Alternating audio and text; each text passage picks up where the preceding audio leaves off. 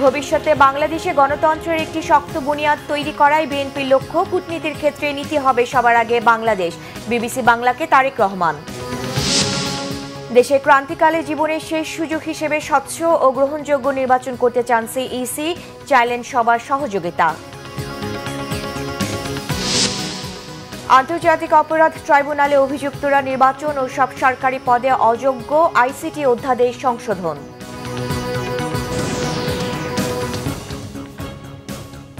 দেখছিলেন crown cement সংবাদ শিরোনাম, এবার বিস্তারিত।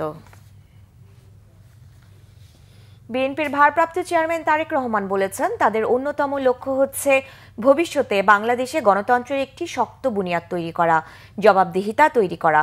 কূটনীতির ক্ষেত্রে বিএনপির নীতি হবে সবার আগে বাংলাদেশ। ভারতের প্রশ্নে তিনি জানান, পানির ন্যায্য হিস্যা চান, কাটা তারে আর কোনো ফেলানির ঝুলন্ত লাশ দেখতে চান না। বিবিসি বাংলাকে দেয়া সাক্ষাৎকারের দ্বিতীয় পর্বে তিনি এসব কথা বলেন। এতে তারেক রহমান বলেছেন, বিএনপির অন্যতম লক্ষ্য বাংলাদেশের একটি শক্ত বুনিয়াদ তৈরি করা, জবাবদিহিতার জায়গা তৈরি করা। দেশ পরিচালনায় অন্তর্বর্তী সরকারের কিছু সীমাবদ্ধতা আছে, কিছু সংস্কার ও একটি সুষ্ঠু নির্বাচন আয়োজন করাই অন্তর্বর্তী সরকারের প্রধান লক্ষ্য বলে মন্তব্য করেন বিএনপির ভারপ্রাপ্ত চেয়ারম্যান। বিগত সরকার বাংলাদেশকে একটি অন্ধকার দিকে নিয়ে যেতে চেয়েছিল মন্তব্য করে তিনি বলেন, বিএনপি ক্ষমতায় এলে জনআকাঙ্ক্ষা পূরণ করার পাশাপাশি জবাবদিহিতা নিশ্চিত করা হবে। ভারত প্রসঙ্গে তারেক রহমান বলেন, ভারত শেখ হাসিনাকে আশ্রয় দিয়ে বাংলাদেশের মানুষের বিরাগভাজন হলে কিছুই করার নেই। বিএনপি বাংলাদেশের জনগণের পাশে আছে। কিছু সংস্কার সহ, যেই সংস্কারগুলো না করলেই নয়, এরকম সংস্কার সহ একটি স্বাভাবিক সুষ্ঠু স্বাধীন নির্বাচন অনুষ্ঠিত করাই হচ্ছে বর্তমান সরকারের মূল লক্ষ্য। আমরা প্রত্যাশা করি যে ওনাদের উপরে যেটা মূল দায়িত্ব সেটি ওনারা সঠিকভাবে সম্পাদন করবেন। আমাদের রাজনীতির মূল লক্ষ্য বা উদ্দেশ্য হচ্ছে জনগণ, দেশ, দেশের সার্বভৌমত্ব। আমাদের অন্যতম মূল লক্ষ্য হবে ভবিষ্যৎ বিএনপির গণতন্ত্রের যে বুনিয়াদ, একটি শক্তিশালী বুনিয়াদ তৈরি করা, জবাবদিহিতা তৈরি করা। যদি আমি ইনশাল্লাহ সেই সুযোগটি পাই, তাহলে সেই সুযোগটিকে যতটুকু সম্ভব দেশের মানুষের জন্য বা দেশের জন্য কিছু করার কাজে আপনাকে আমি গ্যারান্টি দিয়ে বলতে পারি, বিএনপি অতীত সরকারের সময় যেরকম সাংবাদিকদেরকে গুম করা হয়নি, সাংবাদিকদেরকে নির্যাতন করা হয়নি, সাংবাদিকদেরকে দেশ ছেড়ে যেতে হয়নি, বাধ্য হতে হয়নি, ইনশাল্লাহ ভবিষ্যতেও হবে না। এখন তারা যদি স্বৈরাচারকে সেখানে আশ্রয় দিয়ে বাংলাদেশের মানুষের বিরাগ ভাজন হয়, সেখানে তো আমাদের কিছু করার নেই। এটা বাংলাদেশের মানুষ সিদ্ধান্ত নিয়েছে যে তাদের সাথে শীতল থাকবে, সো আমাকে আমার দেশের মানুষের সাথে থাকতে হবে। দেশের এই ক্রান্তিকালে জীবনের শেষ সুযোগ হিসেবে সুন্দর, গ্রহণযোগ্য ও স্বচ্ছ নির্বাচন করতে চান প্রধান নির্বাচন কমিশনার। এই জন্য সবার সহযোগিতা চাইলেন তিনি। সংলাপের অংশ হিসেবে নির্বাচন বিশেষজ্ঞদের সাথে রাজধানীর আগারগাঁওয়ে কমিশন কার্যালয়ে বৈঠক করেছেন প্রধান নির্বাচন কমিশনার। বৈঠকের শুরুতে সিইসি বলেন, অতীতে নির্বাচন ম্যানিপুলেট করা হয়েছিল, সেসব বিষয়গুলো বন্ধ করতে হবে। তিনি জানান, এবার ৪৫ লাখ নতুন ভোটার অন্তর্ভুক্ত হয়েছে, পাশাপাশি তালিকার বাইরে থাকা নারীদের ভোটার করার কথা হয়েছে। সিইসি বলেন, মানুষের মধ্যে ভোটের আগ্রহ আবহ সৃষ্টি করা হয়েছে। প্রবাসীদের ভোট দিতে উদ্যোগ নিয়েছে কমিশন।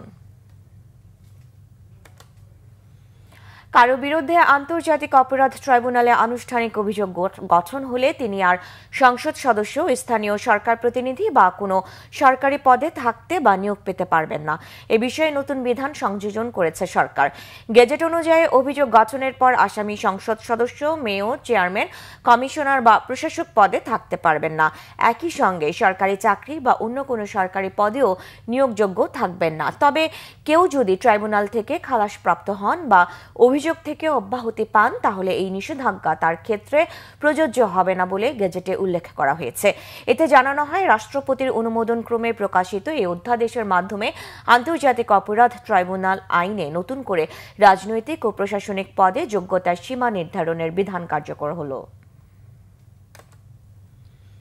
সিলেটের মোগলা বাজারে চট্টগ্রাম থেকে ছেড়ে আসা আন্তনগর ট্রেন উদয়ন এক্সপ্রেস লাইনচ্যুত হওয়ার ২.৫ ঘণ্টা পর রেল চলাচল স্বাভাবিক হয়েছে। এর আগে সকাল ৮টার দিকে এই দুর্ঘটনা হয়। এতে সারা দেশের সাথে সিলেটের রেল যোগাযোগ বন্ধ হয়ে যায়। সিলেট রেলওয়ে স্টেশনের ম্যানেজার নুরুল ইসলাম জানিয়েছেন, চট্টগ্রাম থেকে ছেড়ে আসা সিলেটগামী উদয়ন এক্সপ্রেস মোগলাবাজার আসার পর ইঞ্জিন সহ 4টি বগি লাইনচ্যুত হয়ে যায়। এতে কয়েকজন যাত্রী আহত হন। স্থানীয় লোকজন, ট্রেনের অন্যান্য বগির যাত্রী ও ফায়ার সার্ভিস কর্মীরা দুর্ঘটনা কবলিত বগির যাত্রীদের উদ্ধার করেন।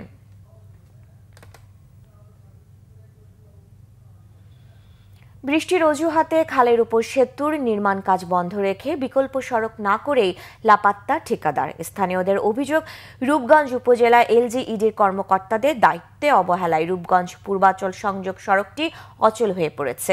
এতে চরম ভোগান্তিতে ওই রুট ব্যবহারকারীরা। রূপগঞ্জ প্রতিনিধি খলিল শিকদারের পাঠানো তথ্যছবিতে দেখুন ডেস্ক রিপোর্ট। এ দৃশ্য রূপগঞ্জের ডেমরা-কালীগঞ্জ সড়কের।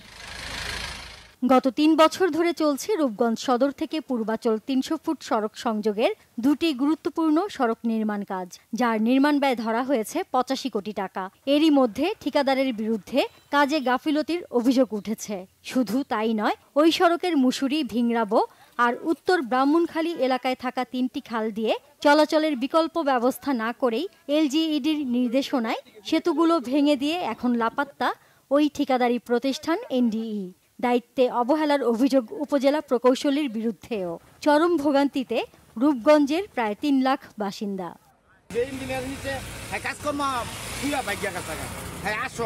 এই রাস্তা ভাঙা দেখাই কিছু হতায় ফাতি লইয়া মাইছে ওইটা জায়গা মহিলারা আর তারা না বাচ্চা কাছে স্কুলে লয়ে যাইতারে না। মানে রাস্তা যাইতে পারি এরই তো সমস্যা।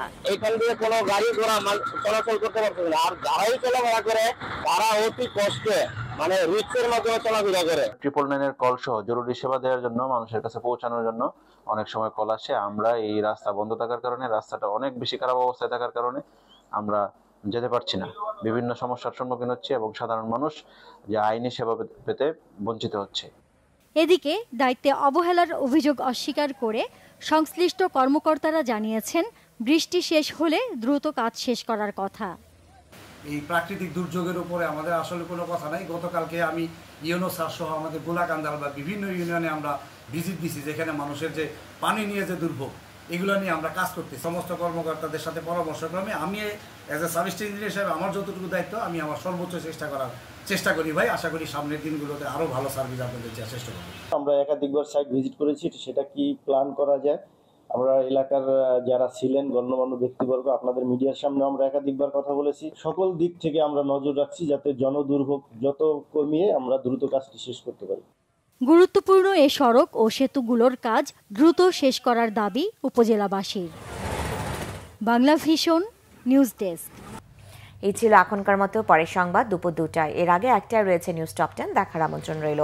এছাড়া বাংলা ভিশন সংবাদ ও সংবাদ সংশ্লিষ্ট অনুষ্ঠান দেখতে ভিজিট করুন www.vvnews24.com ও facebook.com/banglavisionnews এবং সাবস্ক্রাইব করুন youtube.com/banglavisionnews। ধন্যবাদ।